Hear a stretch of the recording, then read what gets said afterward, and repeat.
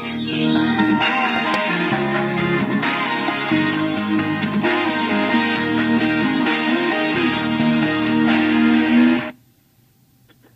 evening and welcome to today's episode of the Red Light Sports Ramble, brought to you by the Red Light Sports Network. I am Evan Witalison, and Troy is not with us at the moment. He will try to join us later, but he has a work commitment going on right now. So for the time being, I'm running solo, and today being Tuesday is Packer Talk, and we are joined today by Brian Carriveau from Cheesehead TV.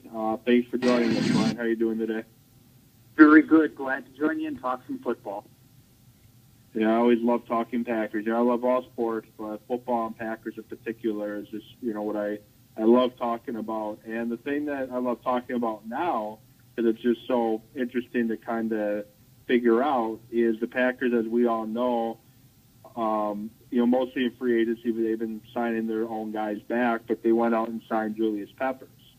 Now, what role do you see the Packers giving Julius Peppers on the defense? Is he going to be strictly coming in and passing situations and then that nickel package that they do with the two-down linemen? Or do you see him playing some base 3-4? Like, what do you see them doing with Peppers? Because I don't think he's ever played 3-4 before. Yeah, it's interesting. Pretty much his entire career, whether it's been Carolina, whether it's been Chicago, he's kind of been one of those 4-3 ends with his hand in the dirt, coming off the edge his entire life so far. Now, with the Packers, they seem committed to the 3-4 defense, and they, I think they'll stick with the occasional 3-4 base look occasionally, kind of like they've always done under defensive coordinator Don Capers. They don't really run that a lot, even though, you call it your base package. They really, they're almost in nickel and dime more often, and that's where I think you're going to see Julius Peppers. Not that he can't play in the 3-4, and when he does, I think you're going to see him be an outside linebacker, much like Clay Matthews, Nick Perry, Mike Neal. But, I think where you're going to see him more often than not is in their nickel packages, their dime packages, where they basically have the two-down linemen, as you said, and then kind of some, the two outside linebackers basically on the line of scrimmage rushing the passer. I think what you're going to see new this year, though, is those guys lining up in a three-point stance. I'm not sure Clay Matthews is ever going to, but Julius Peppers, wouldn't doubt at all. Neal, McTerry, starting to see those guys in the three-point stance coming off the edge. Well, Peppers definitely fit what Mike McCarthy was talking about the combine, wanting to get more versatile linemen. Peppers has shown that he can play every down spot on the line. Now, do you see, and if I'm an offensive lineman, and, this is what I would be terrified to see, put Peppers down at defensive end and put Matthews at outside linebacker on that same side. Is that something you see Don Capers doing, is rushing them both from the same end? If I'm an offensive lineman, that's my worst nightmare. I just don't see that happening very often, Peppers playing end in the 3-4 defense. I mean, because first of all, they basically employ the 3-4 on running down when they're trying to stop the run. Not that, that's happened 100% of the time. But, more often than not, I think you're going to see Julius Peppers on the sidelines in an effort to, conserve his energy, to keep his snap count down, and to keep him fresh when the Packers are in the 3-4. And again, not to say this is, 100% exclusive, happening every time, but generally, I think that's what's going to happen. And I think you're going to see Julius Peppers and Clay Matthews more often than not on opposite ends from each other, where, they're going to have to slant protections either to one side or the other, I think. That's how opposing offenses will have to kind of, pick and choose who are we going to double team. And I personally, I don't think you're going to see them on the same side too often. Not to say it'll never happen, but yeah, that's the way I think it'll. In my mind, that's how it'll work. Well, a lot of the talk when and a lot of this is probably just bitter Bear fans. A lot of them saying this, but a lot of talk after Pepper signed with Green Bay from both Bear fans and then some analysts as well was saying how Peppers last season wasn't really giving all-out effort all the time. Do you see that as a potential problem, or do you think it's just being overblown because for the fans that are bringing it up, that they're just bitter fans that he signed with the rival? Yeah, it's interesting. I mean, does Julius Peppers give the effort that you see Clay Matthews putting out down in, down out? No, but I don't think that I couldn't say that for many players in the NFL who play like their hair's on fire like Clay Matthews does. I think last year you saw to an extent Julius Peppers slowing down a little bit because of age. Not to say that his tank is completely on empty, but I think age has caught up to him a little bit. But more than anything, I think when you saw Henry Melton go down with injury on that Bears defense, and I know for a time Lance Briggs was injured, I think all of a sudden opposing offenses, the game plan was strictly centered around Julius Peppers, where he was seeing all the double teams and things like that. So I think that played a large part into how he performed last season and really, opposing offenses double team and really getting after him. I read the article when he signed on Packers.com that they posted, and, I don't think he's talked to the media quite yet since he's been a Packer. I can't recall if he has or not. But in the article, they had a quote from him that talked about the teams that have the good quarterbacks are the teams that win, and regarding one of the reasons why he picked Green Bay. Was that a shot at Jay Cutler? I guess maybe it could be perceived as such. I think it was probably more praise for Aaron Rodgers and perhaps didn't intend for it to be a shot at Jay Cutler, but I think you ask anybody, just ask who are the top quarterbacks in the NFL. You ask this to any fan, and they're going to rattle off Aaron Rodgers and Peyton Manning and Tom Brady and Drew Brees. And I think, Jay Cutler is kind of in that second tier. And I think most Bear fans would agree, and any of them are simply looking through, anyone who would disagree would simply be looking through rose-colored glasses and kind of not looking at really things too objectively. Yeah, it was just kind of, it kind of stood out to me like, what is he trying to say there? Now, moving on from Peppers, in free agency, they've been signing a lot of their own guys. One guy they haven't brought back yet is a guy you can probably say is as responsible for the Packers beating the Bears in Week 17 last year for the block that he put on Peppers and allowed Rodgers to get to the outside, and that's John Kuhn.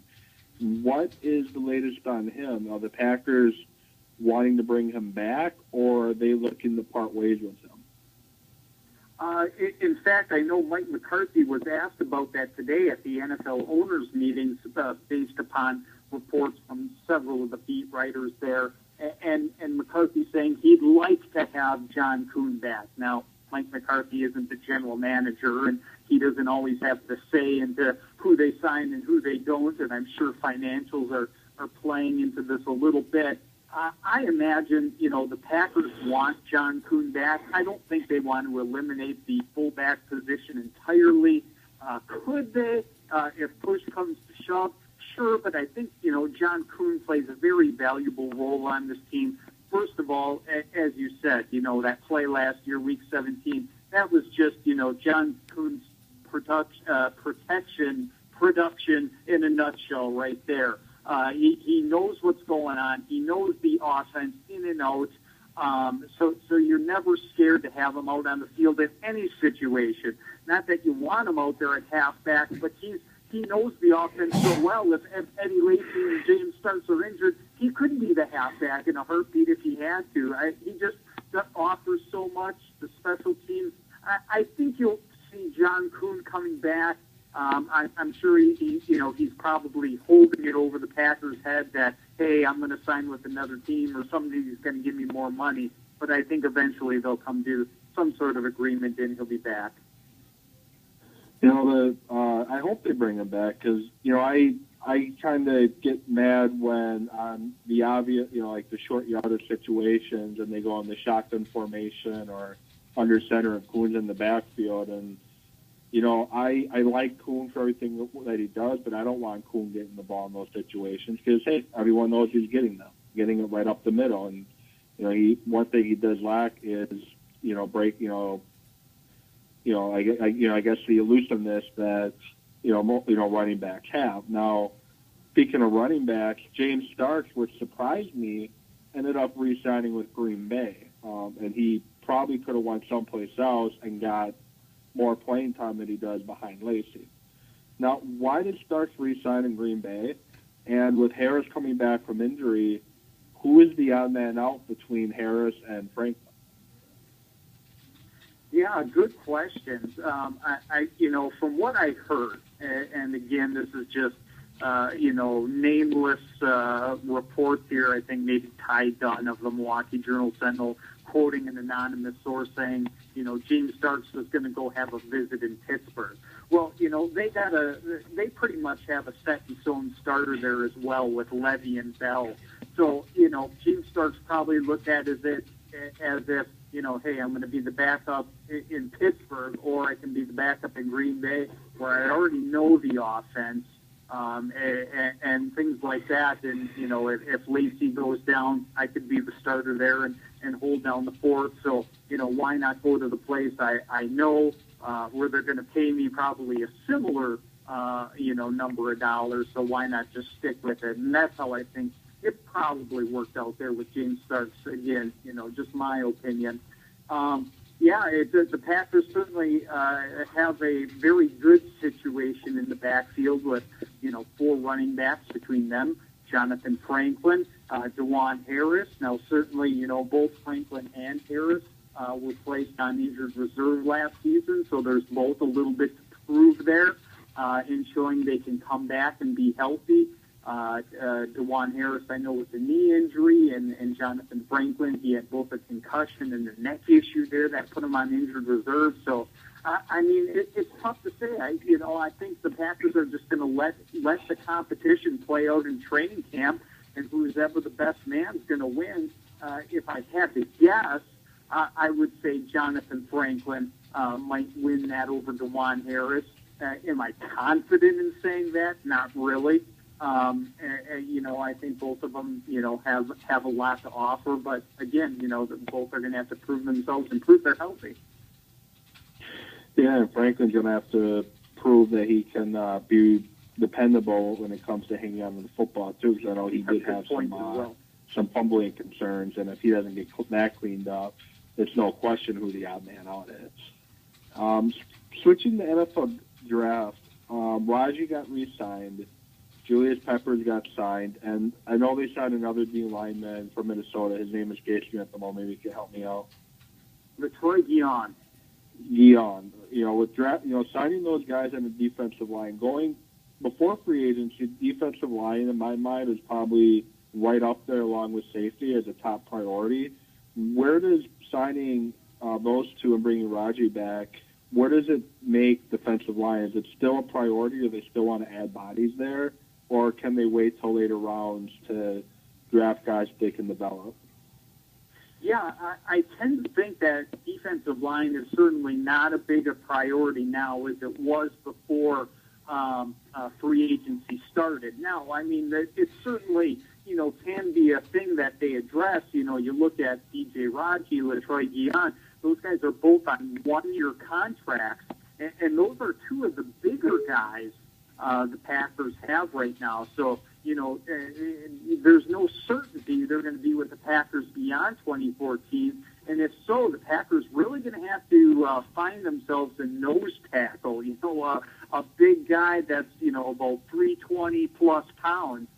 And I wouldn't be surprised to see the Packers, address that in the mid-rounds, even as early perhaps as day 2, It's so impossible to predict exactly how things are going to work out. But, I highly doubt they would, spend a first-round pick on a defensive lineman, even if a guy like Rashid Hageman is there or Lewis Nix of Notre Dame, kind of the guys who kind of figure to come off the board somewhere around number 21 overall.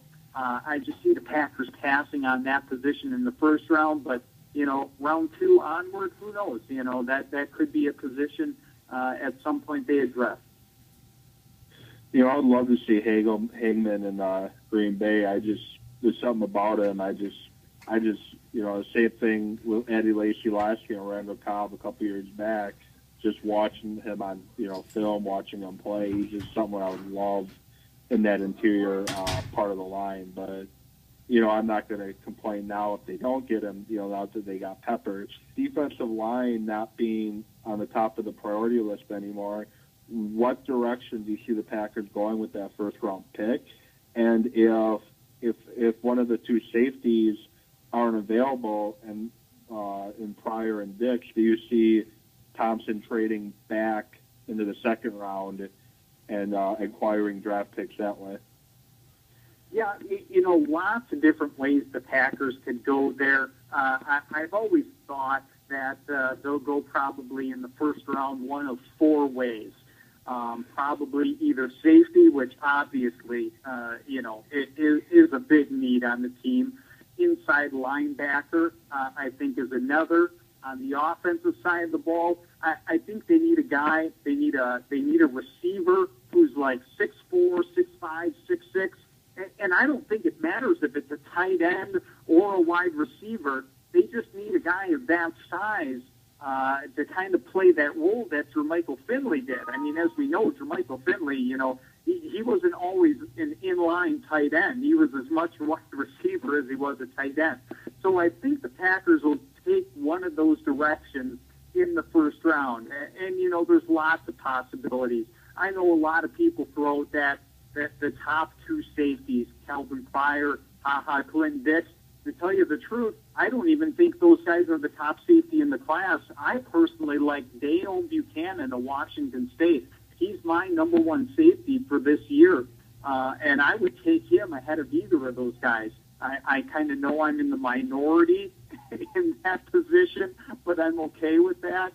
I think most people kind of feel Dale Buchanan is kind of a round 2 kind of guy, so what do the Packers do? I think they probably, just stay put at 21 and probably, whoever they take there.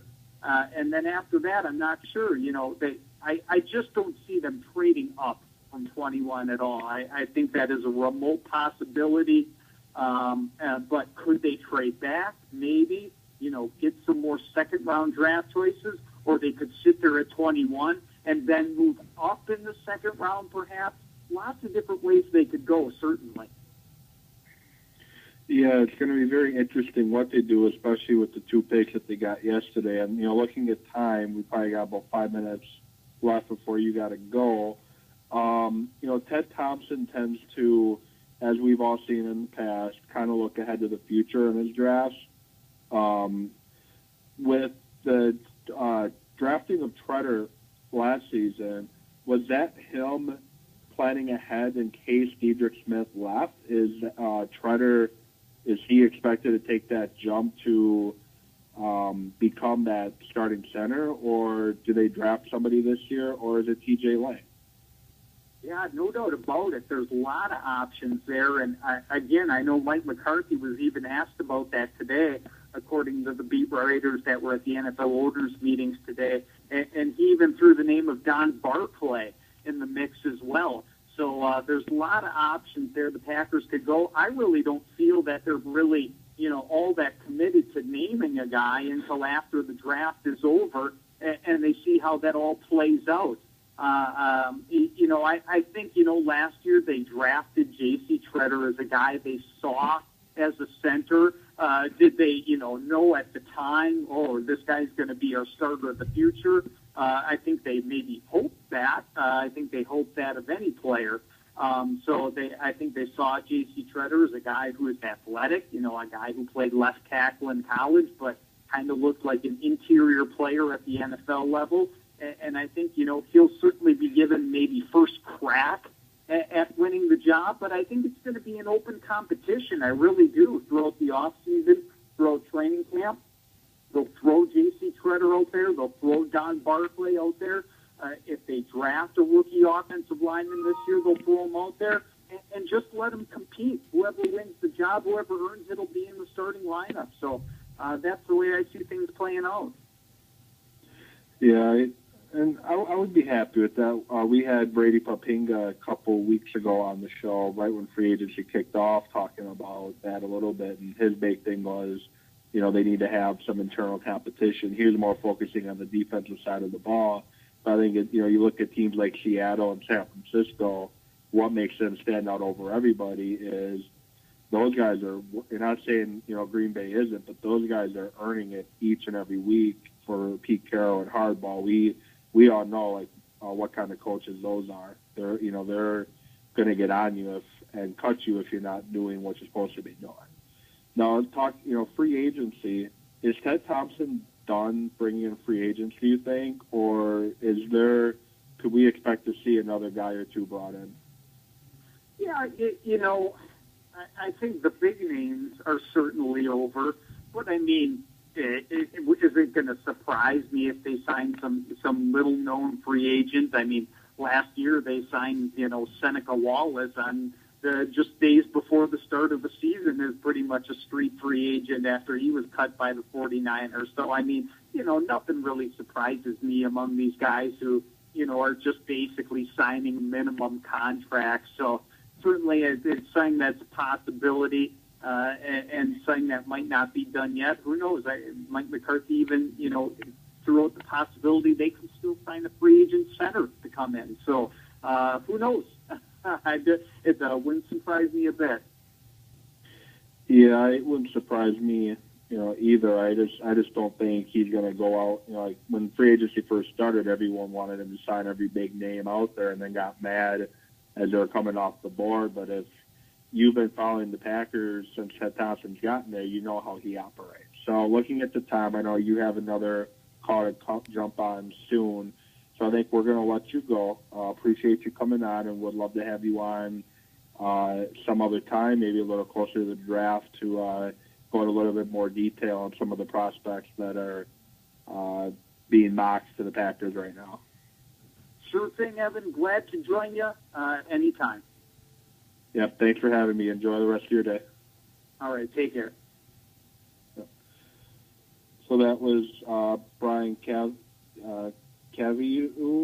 talking about the possibilities of the Packers and what direction they're going to go with Peppers and what his role is going to be and what they could do in the draft. So thank you to Brian for coming on. And do want to spend the last couple of minutes of the show talking about a topic that we brought up yesterday, and that was Shaka Smart. When we were on the air yesterday and getting off the air, all signs are pointing to Smart being the new head basketball coach at Marquette. Well, I do want to bring up right now that that is not happening. We did bring it up and talked about if that did happen. Is a good move for Marquette or not. But like I said, it's not happening. Shaka Smart is staying at VCU. Reports are from ESPN and the Bleacher Report that he did talk to his players, the administrators, and recruits that he is staying at VCU. He is not leaving. So that kind of opens up the discussion now on who does Marquette go after, who does Marquette sign. So I am kind of interested to see what that direction is. But it looks like possibly Ben Howland, formerly of Pitt and UCLA, is moving up that board a little bit. So it'd be interesting to see what direction they go. Now, tomorrow's episode, Troy will and should be back with us. And tomorrow is Twitter Talk. And I'm sure we're going to spend a lot of time talking about Wisconsin and Baylor and talk about the NFL's latest rule change that they're going to issue a 15-yard penalty for dunking on the goalpost after a touchdown for a touchdown celebration. We're going to spend some time talking about that and talk about, what is next. They penalize you for group celebrations. They penalize you for going to the ground in celebrations. Now you can't dunk the ball over the goalpost in celebrations. You can't use props in celebrations. So what's next? And Aaron Rodgers tweeted out earlier in his displeasure on it, asking, what's next for the Lambeau Leap. And I honestly want to know, is that going to be next? What's the NFL going to do next? They seem to be wanting to take a lot of the celebration stuff out of the league. So I'm very curious to see what direction that is, and we're going to talk about that tomorrow. So I'm going to end the show a little early today, and with that said, we will see you at the next red light. Good evening, everybody.